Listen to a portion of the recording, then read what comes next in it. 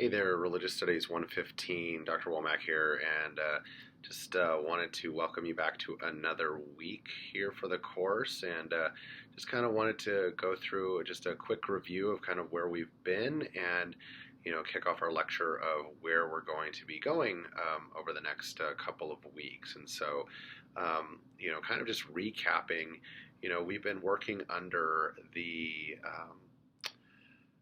framework of religious myths and rituals, right? That we've defined religion as a belief in the unseen order of the universe, and that a person's supreme good lies in harmoniously adjusting oneself thereto. And so remember, that comes from William James, who was one of the founding psychologists of religion back in the early 20th century, and that this definition is pretty broad. It allows us to work within a number of different religious traditions and ideas around the concepts of divine, and also around textual narratives, oral narratives, as well as different forms of ritual.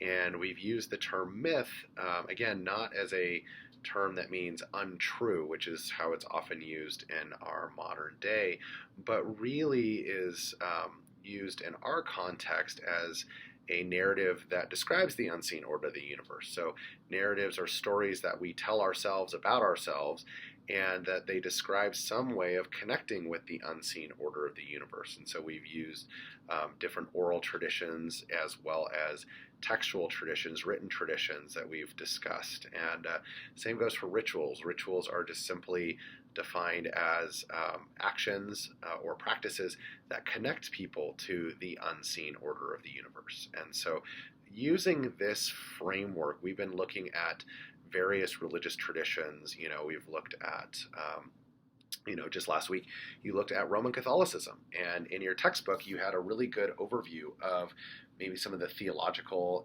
and different practices of Roman Catholic traditions, both in general, but also specifically in America.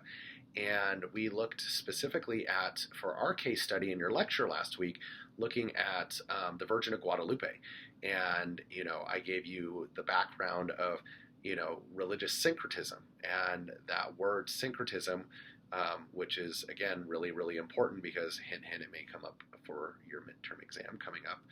But also, it really is focused on this idea of blending religious traditions to form something unique that has some connection to the original traditions, but also it's very distinctly new and different compared to the other traditions. And so we saw this specifically with the Virgin of Guadalupe and the rise of Spanish influence and colonization in Mexico and in Latin America, and how the Spanish used Roman Catholicism to not only subdue and oftentimes control the population for Native Americans living there at that time, and indigenous groups, but also as a way of being willing to flex and blend religious traditions to form something new. And we saw this with the development and the rise of the Virgin of Guadalupe. And then you watched that video, and I hope that you enjoyed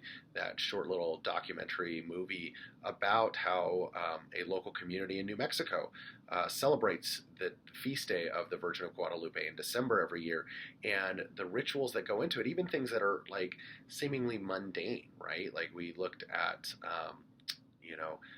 the making of the meatballs, right? That was something that obviously a lot of people maybe never made the connection to something that was actually religious, in that there was a particular way of doing it, and there was, again, it was connecting to the larger community, that you don't do it just to feed people, you don't do it just because you do it because it's part of a larger narrative, it's part of a larger story of being in this community that celebrates this feast day of the Virgin of Guadalupe. And so I hope that you're seeing these connections. We saw a ton of it with the Native American traditions as well, and you guys did a really good job of reflecting on the Dakota 38 film, and the feedback that you provided on that film was really, really insightful, and I really appreciate how well you did really taking a look at seeing how identity is shaped through memory. And how, we talked about, one of the questions I posed in the discussion board, and you guys talked about this, was, how does the community, the Dakota community, remember and re-hyphen member, meaning how do they um, how do they honor the memory of those who were killed, um, back in the 1800s, and the Dakota 38, and how were they remembered into the community in the modern day? And so you guys did a great job with that. And so it shows the power of ritual, that ride was both a living narrative. It was literally a an example of how ritual and how myth actually fuse together to form communal identity.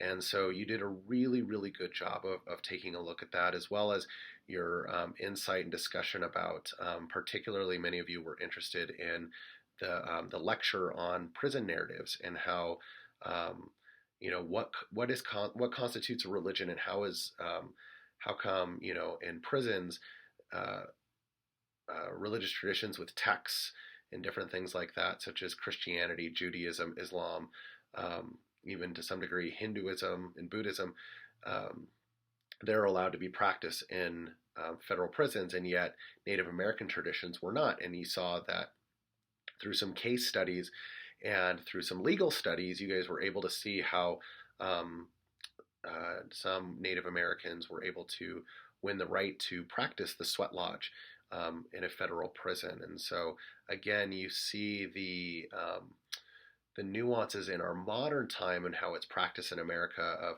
going back all the way to our first lecture of what constitutes religion, who gets to define religion in the United States. And again, we've seen very explicit examples where religion is defined by whom in the United States? It's usually the federal government, actually, that there is no separation of church and state in the way people commonly think about it, because we've seen who actually gets to determine what is a religion, and the boundaries around that is the IRS with the tax exempt status. They have to determine, yes, this is a legitimate religion, or no, it's not, and thus we're going to deem it as a tax exempt 501c3 nonprofit organization.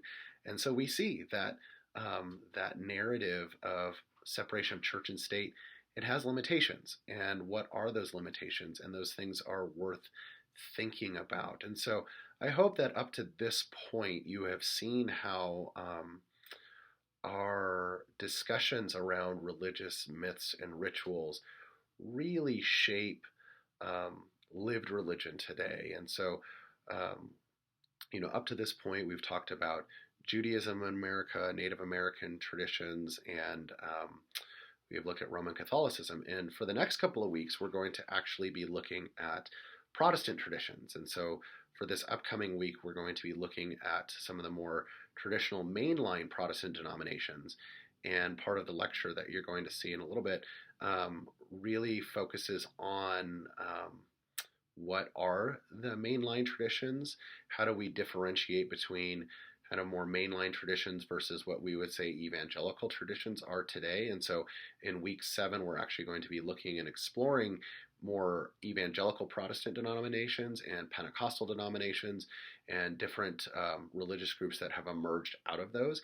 But for this week, we're going to be taking a look at the more mainline Protestant denominations that have that arrived during the colonial period, and how they have morphed and changed, and looking at some specific case studies, such as like the social gospel and different things like that, that will hopefully help you to understand the religious makeup of America today and what that looks like. And so your textbook gives you a really tremendous overview of what they would call the liberal Protestant denominations. And we're going to be also looking at, too, part of the lecture will focus on the rise of the modernist / fundamentalist debate, and how Christianity, particularly Protestant Christianity, went through quite a shift at the end of the 19th into the early 20th century, and how those shifts